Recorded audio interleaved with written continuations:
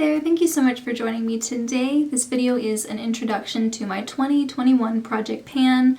I don't have any specific rules or themes or anything. I'm just going to focus on a handful of products. It'll be a rolling style project pan, so once I finish something, I'll bring something new in, and we'll see how many things I can finish by the end of the year. I am filming this a little bit early. I'm filming it towards the beginning of the month, but this intro isn't really going up until January 17th, and I will continue to do my updates around the middle of the month for the rest of the year. I'm focusing mostly on powder products, but I do have a couple lip pencils and a setting spray. I do have a separate project pan just for cream and liquid products. It's my Partners in Cream project pan. I just did the introduction for that last week. That went up on the 10th. And I did weigh all of these products. I will weigh them every month at check-ins to see how many grams I used up over the course of the project. Let's just get started. The very first product is a 100% Gimme product. It'll be, I'm hoping, done by my next update, and that's the Lou-Manizer highlighter. I finally got around to repressing this, but if you can see, there really isn't a ton left in there,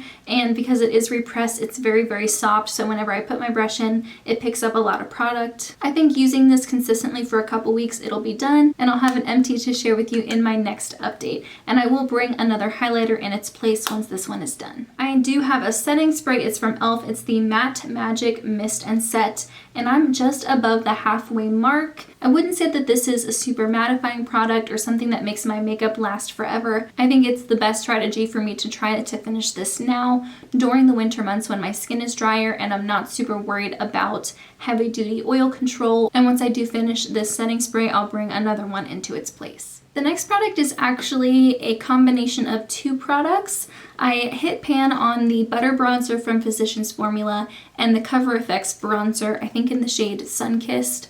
And I decided instead of repressing them individually, I would mix them together and press them into this large Pure Cosmetics container of a bronzer that I used up last year. I think mixing them together works a lot better for me because the CoverFX one was very, very light. So mixing them together actually creates a better bronzer shade for me, and when I finish this product, I'll have finished two products. Usually when you repress products, the product does become a little bit softer and it does provide more kick up. I do already use a lot of bronzer to begin with, so I really don't know how long it'll take me to finish, but we'll have to see. I'll be able to give you a better estimate in my next update after using this for a month.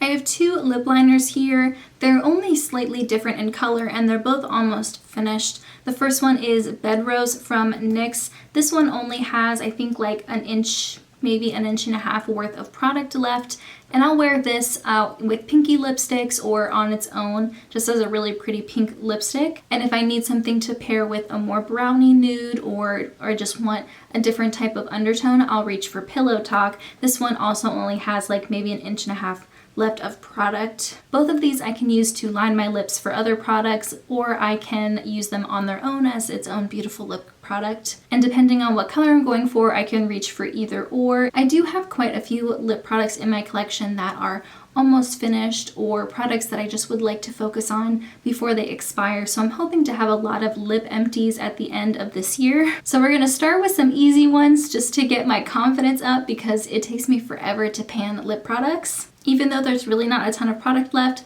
I still don't see myself being able to finish these anytime soon. I feel like they'll still take me a while. The last two products are gonna be long-term products. They're gonna be in here for a long time.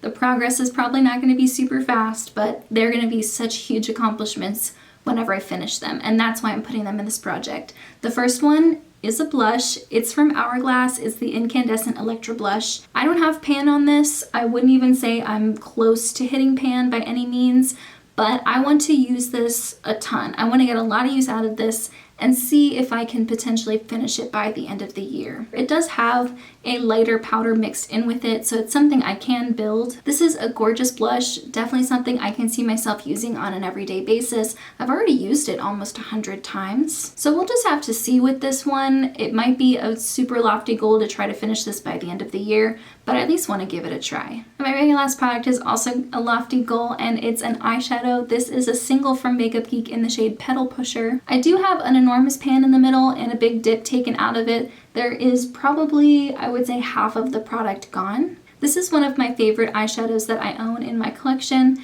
and I would like to try and see if I can finish a single shadow. I've only ever done it once, and it was a cream eyeshadow from Wet n Wild, and I just used that to set my eyeshadow primer, so it wasn't like the hugest accomplishment out there. This is a gorgeous mauve purple color, and I like to use it in the crease. I can use it all over the lid and on the lower lash line, and I'm just going to do my best to try and reach for this more over the course of the year and see if I can't finish it. So those are all the products I have to talk about. Like I said, I do have a Partners in Cream project pan happening, and I am doing the Pan Those Eyeshadows project as well, where I try to hit pan on eyeshadows as much as I can. Let me know some of your favorite project panners. I love watching project pan updates, especially when people have playlists of them. I feel like there's always new ones popping up, new fun project ideas coming up as well. But in the meantime, that's everything I have. Thank you so much for joining me, and I'll see you in my next video.